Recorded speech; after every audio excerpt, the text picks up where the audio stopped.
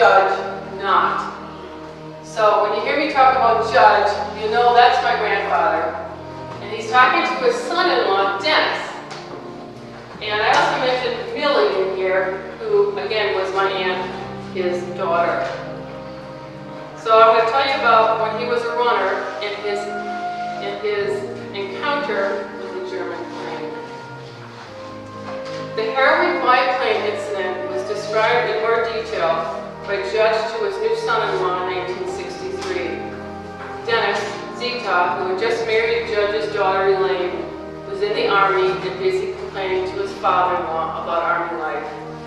Dennis said he and Judge were sitting on a bench in Judge's yard in Raymond, Minnesota, overlooking the skating rink, when I started grousing about spending time at Camp McCoy.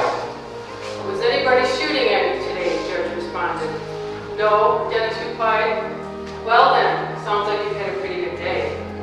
Judge then went on to tell Dennis that he was shot at by a German in a plane 50 years ago during the war. Planes, Dennis asked, doubtfully were airplanes used in the First World War. At that point, Dennis the Judge looked him straight in the eye with the most incredulous expression on his face. Then Judge began recounting his days as a runner. His good memory was to blame. He relayed the messages almost verbatim, and he became a runner. The life expectancy of a runner was about 7 to 10 days. On one dispatch, in an area full of artillery shell holes, a German plane spotted the solitary Judge and began shooting and kill. Judge looked over his shoulder at the plane, tripped, and fell into a large shell hole, which is about 15 feet wide by 7 feet deep. The Germans had mounted machine guns on their planes, but the guns could not rotate or adjust their trajectory. That meant the planes had to point their nose at a precise angle and fly straight at their target. Lucky for Judge, the side of the deep shell hole provided cover, but the plane made a U-turn and came back shooting. Meanwhile, Judge had quickly crawled to the far side of the crater and clung to the opposite side, knowing he would be protected from the bullets coming from that angle and direction. Then the German pilot gave up. Judge said the pilot was wearing a scarf.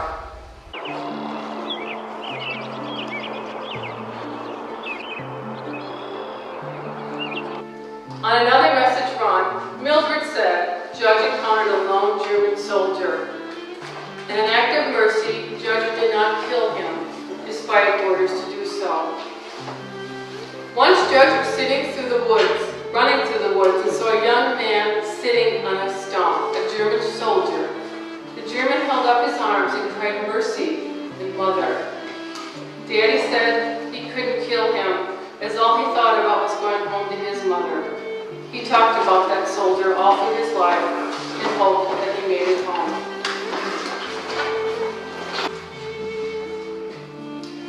As I had said, I ended up tracing my father's footsteps during the war, and I was able to do so not only to the week and sometimes the day, but even the hour at some times. And I was very surprised what happened on November 11, 1918, which, as we know now, is Veterans Day, which was Armistice Day during World War I, where everybody laid down their weapons. And I found out it's very surprising that in just the morning hours until 11 a.m. on November 11, 1918, more casualties fell during that time than on D-Day in 1944.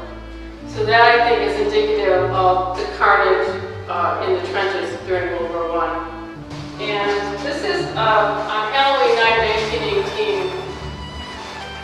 And it was in France in the middle of the night, and it was an extremely dangerous period for my grandfather. And he had tasted battle before, so he knew what was coming up for him. So chapter 1, it's a long way to Minnesota. On Halloween night, 1918, Judge Knott tried to rest, knowing it was coming again. And it would be his duty to confront it head on.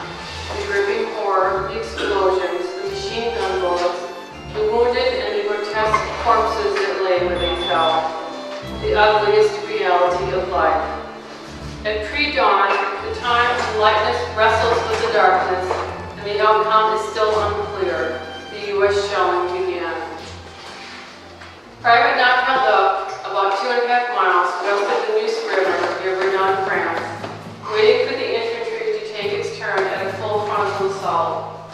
His battalion had successfully relieved one that was spent, without incident or friendly fire, which was always a risk in the forward zone. He was in just about the last place on earth he ever expected to be, in the middle of a world calamity, doing something unfathomable. Dreaded Verdun had been the site of indescribable carnage for the French, like an unwelcome ghost of the past. A heavy shadow of death, failure, and doom had fallen over Judge. Judge prayed he would make it home. The problem was, he figured the Heinz would be praying the same thing. Whose prayers would be answered? Who would die and who would live? If only he had a guardian angel. Each hour was coming before the darkness would vanish, and Judge with the Texas boys would lead the attack into no man's land. He was confident his battalion of tough hombres, although weakened in size, was ready to deliver. But he also knew that in just a few hours, the boys would be falling on all sides of him, torn to pieces. Or if his company's men would die in the next few days than at any other time. This would be Judge's deadliest fight in the war, and he was doing his best to prepare. He had to brace himself. He had to keep going. The only way home was to go forward, and Judge would go over the top. He had to kill or be killed.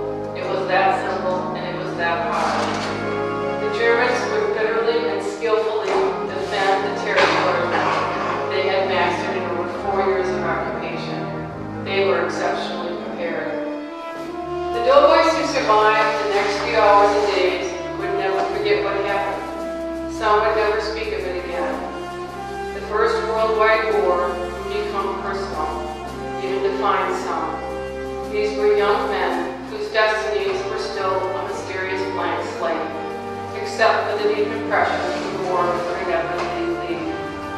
They would carry the haunting and intimate memories that would color their world for the rest of their days. The lice were back, so were the rats, the trenches, the mud, the thumb holes, the barbed wire, the shell holes, the ruins, the tree stumps, the pockmarked, barren, gray landscape. It was near freezing, getting bitterly cold as the war went on, and the doughboys were insufficiently supplied.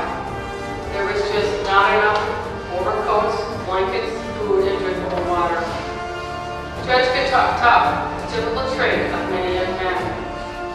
The truth was, he desperately wanted to see his mother again.